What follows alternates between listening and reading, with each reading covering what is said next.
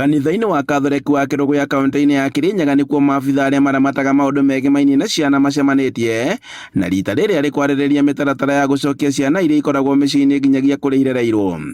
Abdul Mohamed ũrĩa nĩ CEO wa kanjũ ya ciana gũkũ bũrũri-inĩ augĩte atĩ mogarũrũku-inĩ marĩa magũkorwo magĩtabanio ciana itirĩkoragwo igĩikara mĩciĩ-inĩ ya ciana. We all know that children live, thrive and grow well best in their home, and the family and the community are the natural units that children are brought up. We appreciate the good work that institutions may be doing.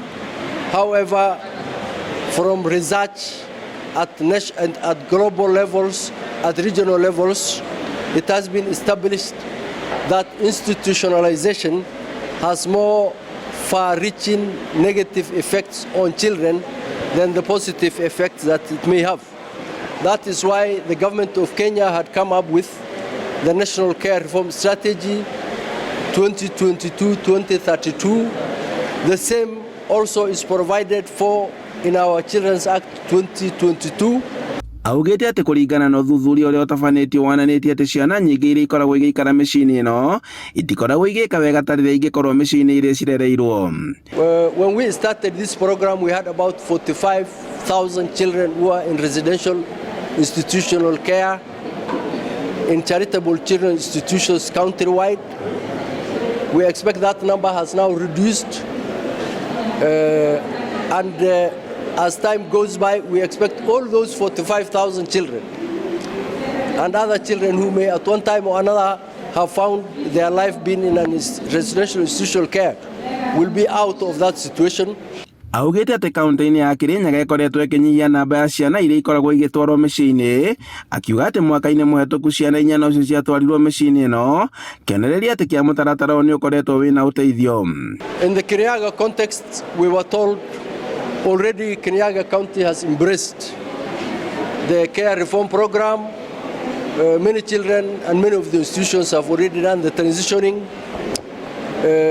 It is also good news that last year there were only 4 children who were taken to institution for residential care in the context of Kirinyaga County.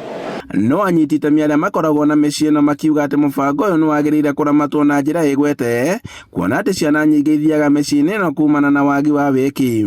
Nĩ kuonekaga kwĩna binya ciana menyerete kũu tondũ kwĩna irio, kwĩna budget yake yothe, nyaranya breakfast, lunch, hwaĩ-inĩ, rĩgũcoka athiĩ kũndũ gũtarĩ irio matendaga gũcoka kũu na gĩũka ndũngĩmwĩra ainũke.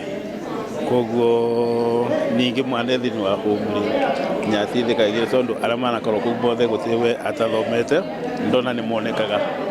Koguo ndona ta rĩu tũrairwo nĩ Jomo Kenyatta Foundation nĩ maratwarire mũirĩtu kũrĩa Ngarũ na acio angĩ mathomete nginya university rĩu nĩ monaga ndona raithi rĩrĩa me kũu mũciĩ. Handũ-inĩ ha Inooro TV kuma Kĩrũgũ ya kaunti-inĩ ya Kirinyaga, njĩtagwo Boni wa Thukũ.